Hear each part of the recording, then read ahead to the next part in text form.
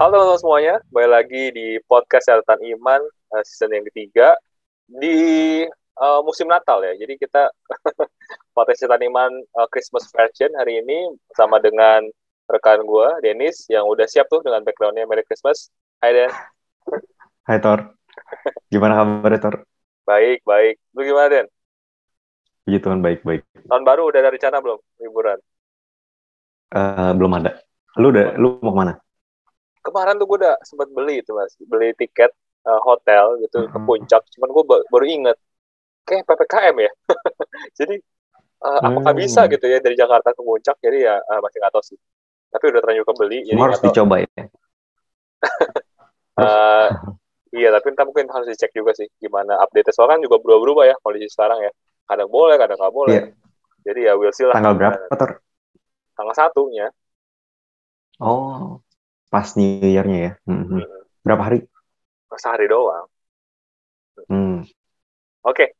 Nah, karena ini musim Natal ya, jadi kita seperti biasa nih. Biasa kita podcast kita kalau lagi menjelang Natal gini kita bahas topik-topik yang mengenai Natal. Nah, kalau di tahun lalu kan kita udah sempat ngebahas dulu mengenai pohon Natal ya, gitu ya. Masalah. Kita ngebahas Hmm. mengenai pohon Natal dan boleh gak sih orang Kristen merayakan hari Natal dan dengan Iya. segala ornamen-ornamennya yang nggak salah ya udah juga bahas. Nah, Iya. hari ini gue sudah mengkolek beberapa pertanyaan-pertanyaan juga seputar Natal yang mungkin belum sempat kita bahas sebelumnya dan mungkin tuh kadang-kadang masih mengganjal gitu ya di hati ataupun juga pikiran beberapa orang Kristen. Nah, tanpa tunggu lebih lama lagi, yuk kita langsung masuk ke pertanyaan pertama ini. Nah, pertanyaan pertama ini adalah pertanyaan yang paling sering ditanyakan oleh orang-orang gitu ya. Karena mungkin kalau kita ngomongin mengenai hari Natal, apakah Hmm. hal pertama yang terlintas dalam pikiran kita, mungkin orang kan mikirnya Santa Claus gitu ya. Padahal Iya, namanya betul. udah Christmas gitu, ada Christ-nya gitu kan. Harusnya mengenai Yesus, tapi seringkali yang paling ikonik, yang paling diingat itu adalah Santa Claus gitu ya. Nah, ini akhirnya membuat banyak orang Kristen tuh Hmm. bertanya-tanya, Santa Claus ini tuh sebenarnya is it harmless fun atau sebenarnya ini hanya tuh fun aja dan gak ada masalah, atau sebenarnya Santa Claus itu distracting gitu ya, sebuah distraction atau enggak sih gitu. Nah, soalnya ada yang terpecah nih Dan, ada yang bilang bahwa wah orang Kristen nggak boleh tuh pakai Santa Clausan gitu, tapi ada yang bilang bahwa it's okay kali, it's for fun gitu. Nah, menurut lu gimana Dan? Hmm. Kalau menurut gue sih boleh-boleh aja sih Tor. Jadi sama seperti ornamen yang waktu itu kita sempat bahas ya. Maksudnya kan kita juga nggak menyembah Sinterklas, kita juga nggak menyembah ornamen, kita juga nggak menyembah eventnya. Itu hanya mungkin event ya, event yang mungkin gue nggak tahu mulai awal story dari mana Sinterklas.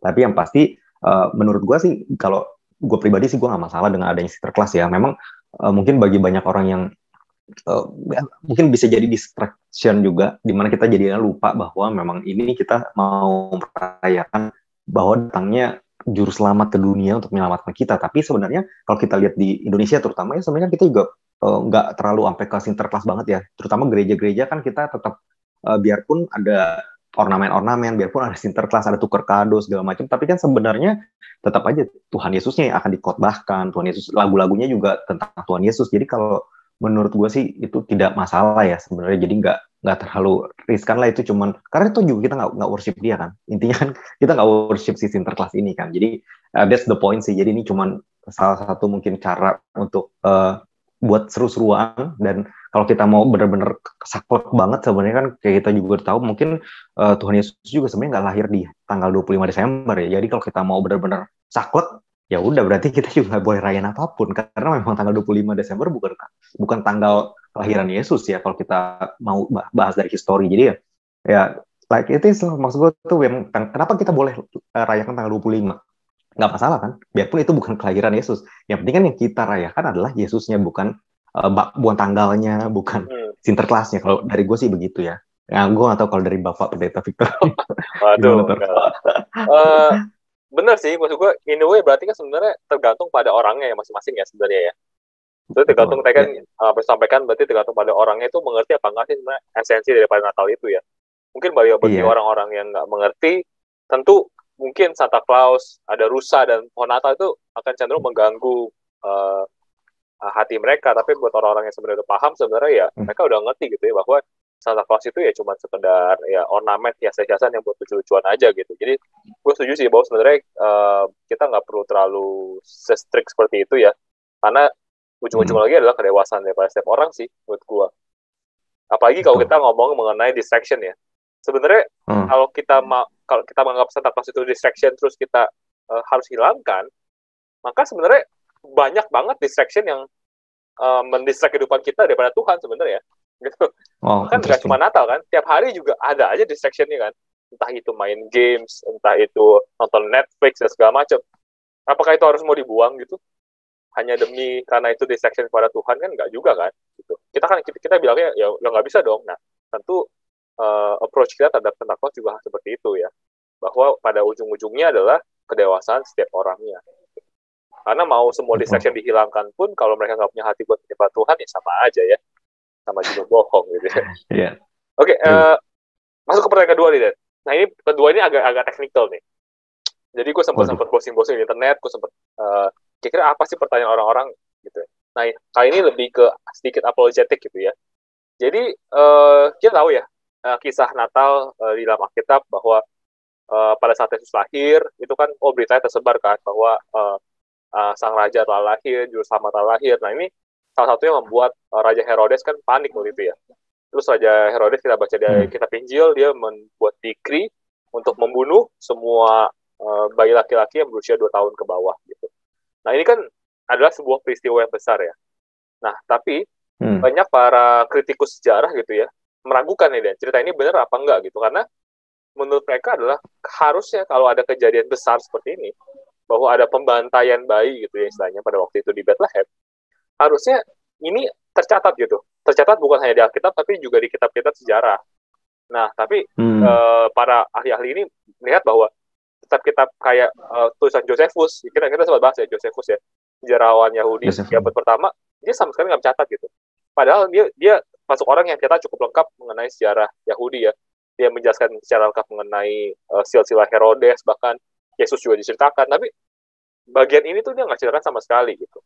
Padahal menurut para ahli, ini kan harusnya jadi sebuah kejadian yang besar gitu. Nah, akhirnya banyak orang meragukan bahwa, jangan-jangan nih kisah dalam Alkitab ini dilebay-lebayin doang nih gitu. Nah, menurut lu gimana nih, Dan? Kalau mendengar argumen seperti ini? I have no idea tentang histori tentang si Herodes ya. Tapi kalau yang gue tahu dan gue pernah baca, si Herodes ini sebenarnya sebelum dia ngebunuh bayi umur 2 tahun ke bawah, dia juga ngebunuh keluarganya sendiri. Jadi dia itu terkenal sebagai raja yang insecure. Dia takut dia tuh digulingkan. Karena lu bayangin aja, maksudnya ketika si orang Majus itu datang, itu kan sebenarnya kan Yesus baru lahir ya. Dia juga udah kasih tahu ini masih bayi tuh. Jadi sebenarnya mustahil untuk seorang bayi naik ke tahta kan. Ini kan harusnya kalau dia pakai logika, tapi waktu itu karena gue pernah baca juga, maksudnya memang ternyata background daripada si raja ini memang dia insecure, di mana keluarganya sendiri pun dibantai karena dia takut tahtanya tuh akan digulingkan. Nah dari sini baru bisa connect ke, nggak heran kalau dia udah ngebantai bayi karena dia pikir bahwa bayi ini akan menggeser tahtanya. Sebenarnya kalau kita lihat kan mungkin 4-6 tahun kemudian dia juga udah meninggal kan. Jadi maksudnya dia mustahil untuk bayi bisa melengsarkan dia. Tapi ya kalau dari yang gue baca itu ada sih. Ya, gue nggak tahu kalau historian itu mungkin untuk spesifik dia punya event yang lu bilang itu mungkin nggak ada. Gue belum cari tahu. Jujur ini gue juga nggak tahu. Mungkin lu yang bisa jelasin. Tapi jujur kalau menurut gue juga itu nggak terlalu berpengaruh kepada kisah Yesus sebagai lahir sebagai juru selamat sih. Jadi secara overall-nya hanya karena satu ini misalnya nggak tercatat pun nggak akan berpengaruh banyak kepada Alkitab ya. Maksudnya nggak dengan tidak adanya kejadian ini tertulis itu tidak membuat Yesus tuh nggak lahir gitu loh. Maksudnya kayak nggak membuat semua Alkitab tiba-tiba salah, fatal atau gimana kalau menurut gue ya. Jadi ya itu kan event yang nggak tertulis, yang mungkin kalau memang benar nggak tertulis. I have no idea, gue bukan sejarawan dan gue belum cari tahu tentang itu. Nah kalau menurut gue sih gitu. Jadi ya nggak tahu kalau menurut lu gimana, Tor? Benar-benar yang saya sampaikan bahwa memang benar sih, maksudnya secara fakta sejarah memang nggak ada sejarawan yang menuliskan kisah ini ya. Tapi bukan berarti kita nggak bisa menarik beberapa hal ya. Tadi lu sempat sebutkan hal menarik bahwa Herodes memang secara background tuh punya motivasi ya, atau punya etikat memang seperti itu gitu. Bahwa bener banget dia kalau teman-teman suka baca sejarah Herodes, bisa Google sendiri abis ini ya. Herodes itu punya sekitar 10 istri dan bayangin ya, di setiap istri kan dia pasti punya anak ya, punya anak cowok, di mana anak cowok ini pasti akan berebutan untuk memperebutkan tahta untuk meneruskan si Herodes ini gitu. Bahkan diceritakan ini kalau teman-teman suka nonton Game of Thrones, itu ceritanya kurang lebih kayak gitu. Jadi ada anak-anak yang saling bunuh, saling meracuni. Bahkan Herodes sendiri dia ngebunuh, nggak salah ya, ada 3 orang anak sendiri, anak kandungnya yang dia bunuh gitu ya. Karena Herodes curiga 3 orang ini mau menggulingkan dia. Bahkan dia ada ngebunuh istrinya juga. Jadi ya bener banget dia adalah seorang raja yang insecure dan juga paranoid gitu ya. Nah, hal kedua sih menurut gue kita perlu tahu adalah the absence of evidence itu is not the evidence of absence gitu ya. Jadi maksudnya hanya karena bukti itu nggak ada bukan berarti itu jadi bukti bahwa hal itu tidak pernah terjadi gitu. Itu yang kita perlu pahami juga gitu. Dan kalau argumennya adalah berkata bahwa ini kan peristiwa besar. Nah, gue ada ngebaca juga salah satu penelitian ahli sejarah ya. Mereka mencatat tuh sebenarnya hal ini tuh nggak sebesar itu sebenarnya gitu. Karena waktu itu disinyalir bahwa sebenarnya populasi Bethlehem waktu itu, Bethlehem kan juga bukanlah kota yang besar ya. Waktu itu hanya sekitar 1.500 rumah tangga lah di sana gitu. Dan jumlah bayi yang berumur di bawah 2 tahun pada waktu itu tuh cuma sekitar 12 sampai 15 gitu. Kenapa? Karena kan cowok kan yang dibunuh kan, gitu kan. Bayi itu kan ada cowok ada cewek gitu. Jadi kalau dibagi cowok doang cuma sekitar 12 sampai 15 bayi gitu.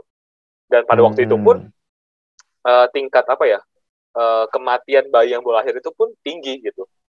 Jadi banyak para ahli menilai bahwa sebenarnya mungkin pembantaian gitu ya 12 sampai 15 bayi ini bukanlah sesuatu yang besar yang perlu ditulis oleh sejarawan Yahudi pada waktu itu.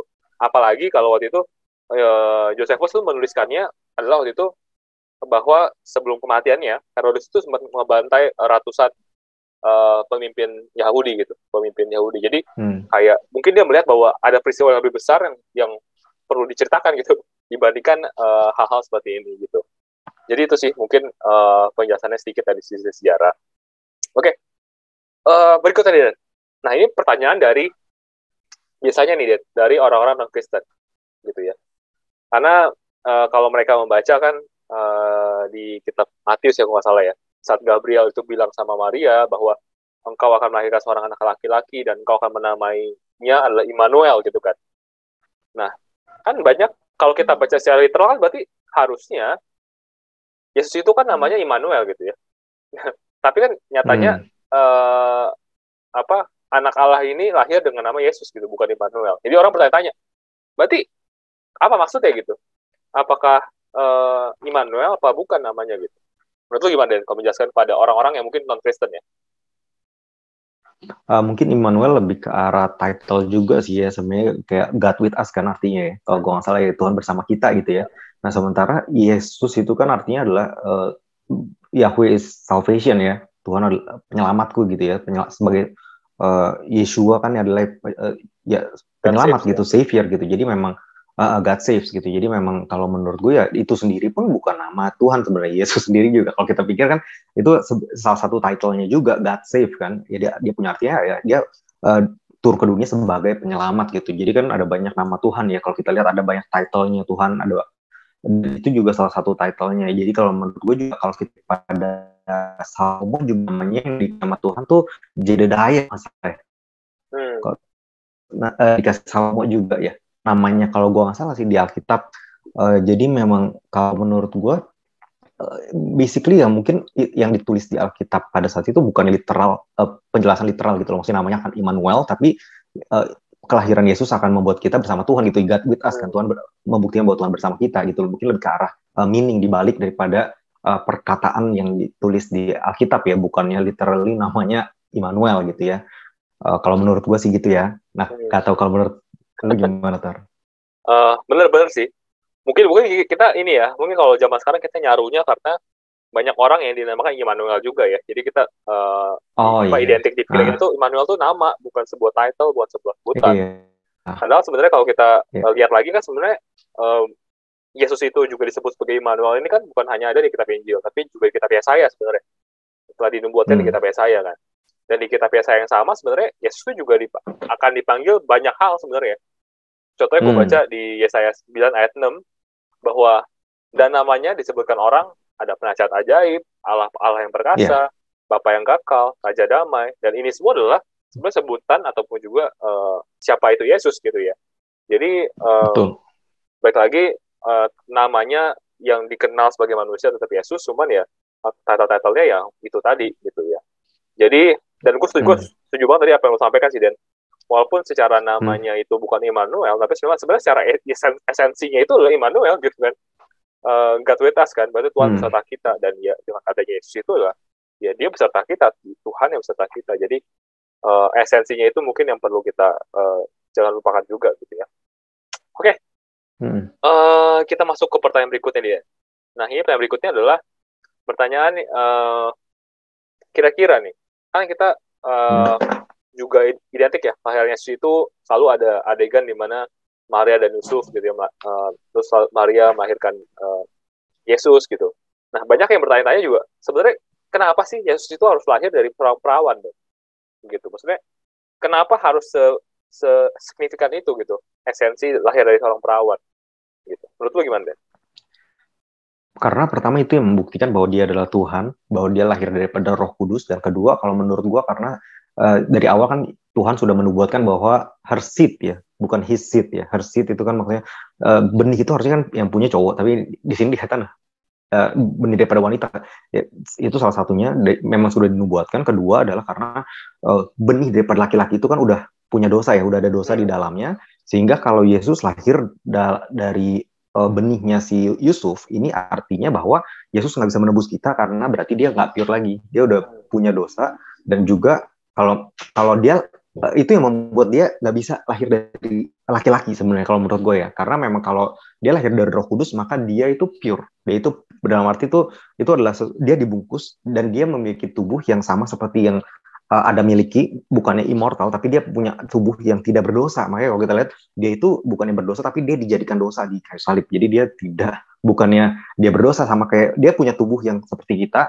Tapi dia juga bisa mati kan, maksudnya cuman dia tidak tanpa dosa gitu. Ini yang membuat perbedaan semuanya sih dibandingkan dengan kalau menurut gue dengan dia lahir daripada benih si Yusuf ya. Karena kalau dia lahir dari benih Yusuf ada dosa di sana, maka dia nggak bisa menebus siapapun. Gimana cara orang berdosa menebus orang berdosa? Dia harus sempurna dan dia harus pure. Kalau menurut gue sih itu salah satunya ya. Dan juga memang tadi gue bilang bahwa itu menunjukkan bahwa dia adalah Tuhan kan, karena nggak ada satupun orang yang lahir tanpa benih laki-laki. Jadi ya betul. Ada banyak alasan kalau menurut gue sih, ya itu kalau dari gue. Kalau menurut lu gimana? Benar. Gue juga setuju sih bahwa ya tadi pertama yang disampaikan adalah bahwa ya karena dia bukan dari keturunan laki-laki ya, secara manusia berarti dia tidak memiliki dosa keturunan ya, which is dia lahir akhirnya sinless karena dari Roh Kudus. Dan kedua tadi bilang juga bahwa ini membuktikan bahwa Yesus itu adalah fully man and fully God gitu ya. Man kenapa? Karena dia juga terlahir sama seperti kita semua manusia terlahir, tapi satu sisi juga dia fully God karena prosesnya dia adalah proses yang divine gitu ya, karena nggak melalui proses pembuahan tapi langsung Roh Kudus yang turun gitu. Nah, mungkin kalau gue bisa tambahkan sekali, kenapa harus gue tambahkan satu hal, kenapa harus dari perawan? Karena juga sebenarnya ini juga telah dinubuatkan juga sih sebenarnya, dinubuatkan di ayat 7 ayat 14, gue bacain bahwa dikatakan seperti ini. Sebab itu Tuhan sendirilah yang akan memberikan kepadamu suatu pertanda. Sesungguhnya seorang perempuan muda, nah perempuan muda di sini maksudnya adalah perempuan yang masih virgin gitu ya, atau masih perawan gitu, mengandung dan akan melahirkan seorang anak laki-laki, dan ia akan menamakan dia Immanuel. Nah ini yang tadi kita nubuatan yang tadi kita sempat mention juga. Jadi ya menurut gue juga ketiga hal ini yang akhirnya kenapa bahwa penting Yesus itu lahir dari seorang perawan. Oke. Kita masuk ke pertanyaan berikutnya, Dan. Nah, pertanyaan berikut ini adalah datang dari mungkin dengan background pemikirannya saksi Yehova ya. Karena kan kalau saksi Yehova ini kan mereka nggak percaya ataupun nggak merayakan yang namanya ulang tahun ya. Karena menurut mereka ulang tahun ini nggak biblical lah gitu kan. Sedangkan kita sendiri pun di Christmas ini kan, di Natal ini kita kelahiran Yesus kan. Jadi sebenarnya kita merayakan hari ulang tahunnya Yesus gitu kan. Which is sebenarnya juga memang kalau kita melihat dari sisi Alkitab, memang kita lihat bahwa di zaman Yesus juga memang sepertinya memang nggak ada perayaan hari Natal, perayaan hari ulang tahun, sorry. Nah, makanya kita lihat di Alkitab juga mereka nggak menuliskan secara spesifik kapan Yesus lahir kan. Karena mungkin memang pada zaman itu memang hari ulang tahun bukan sesuatu yang dirayakan gitu. Nah ini kan berbeda nih sama kita sekarang bahwa kita merayakan setiap tahunnya tanggal 25 Desember kelahiran Tuhan Yesus ataupun juga ulang tahunnya Yesus gitu istilahnya. Nah, menurut lu gimana terhadap pandangan orang-orang yang merasa bahwa ini artinya orang Kristen ini udah melenceng nih. Itu udah melenceng daripada ajaran mula-mula yang gimana nggak merayakan hari ulang tahun terus sekarang merayakan hari ulang tahunnya Yesus gitu. Menurut lu gimana, Den? Kalau menurut gue sih sebenarnya kalau masalah perayaan itu bukan ke arah doktrin tapi ke arah pilihan ya. Jadi memang pilihan boleh dilakukan atau tidak. Jadi memang hanya karena mungkin di gereja mula-mula pada zaman itu tidak dilakukan bukan berarti itu tidak boleh dilakukan. Hanya aja mungkin mereka memilih untuk tidak melakukannya aja gitu ya. Tapi bukan berarti itu kemudian kita bikin doktrin kalau ini nggak boleh karena zaman dulu tidak dilakukan. Jadi dengan demikian kita akhirnya nggak progres ya di dalam Kristenan karena kita lebih ke arah ritual-ritual yang sebenarnya kalau kita lihat di Perjanjian Baru tuh semuanya sudah dihapuskan oleh Yesus gitu ya, maksudnya ritual-ritual yang ada di Perjanjian Lama. Dan bukan berarti ketika kita ngomong soal ritual-ritual di Perjanjian Lama kan kalau kita tahu ya, maksudnya kan ada ritual sin offering, trespass offering, guilt offering, semuanya ada 5 offering itu kan dihilangkan ya, dikatakan bahwa Yesuslah the final sacrifice. Nah, cuman kalau kita sadar sebenarnya itu memang dihilangkan, esensinya hilang. Tapi kalau kita lihat di kisah para rasul, kemudian kita lihat di kitab-kitab Paulus, dia itu ke Yerusalem untuk sacrifice. Nah, ini pertanyaan kan, loh, kalau dia sudah tahu Yesus itu adalah final sacrifice, kenapa dia sacrifice lagi? Karena dia sacrifice itu with the new light, dengan hati yang beda, bukan hati yang untuk melawan Tuhan, dia nggak menerima Yesus, tapi dengan hati yang bahwa Yesuslah final sacrifice dan dia merayakan apa yang memang dinubuatkan di Perjanjian Lama. Jadi dia tidak sacrifice untuk menghilangkan dosa, tapi dia justru sacrifice untuk honoring God gitu atas apa yang sudah diberikan di Perjanjian Lama.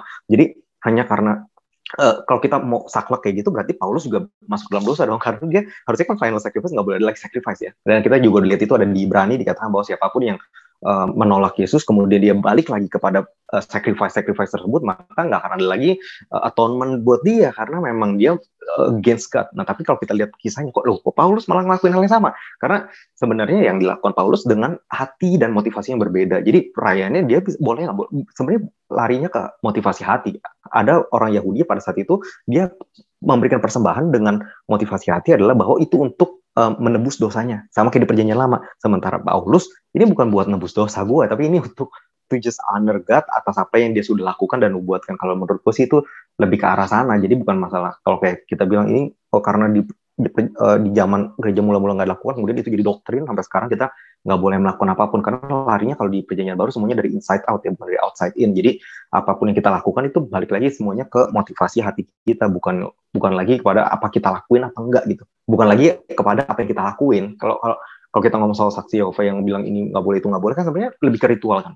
Nah kalau kita ngomong lebih ke ritual yang boleh dan tidak boleh kita lakukan, belum tentu hati kita itu melekat dengan Tuhan, itu basisnya ya. Jadi sementara kalau menurut gue sendiri perayaan itu nggak ada masalah. Dari Perjanjian Lama juga tetap ada perayaan-perayaan ketika mereka punya gue lupa ada banyak banget ya perayaan yang di Perjanjian Lama itu juga nggak semuanya tuh diperintahkan Tuhan gitu. Jadi tapi ada juga yang mereka lakukan juga. Apakah kemudian mereka melanggar gitu? Kan nggak juga ya. Maksudnya memang ada saat-saat mereka memang kayak Thanksgiving atau whatsoever. Kalau menurut gue sih it's totally fine, nggak masalah selama kita punya hati yang untuk melakukannya untuk menyembah Tuhan. Kalau dari gue sih gitu. Jadi itu bukan doktrinal lah, maksudnya basically itu aja sih. Jadi gue panjang banget ya. Intinya itu bukan doktrin gitu. Itu kalau menurut lu gimana, Sir?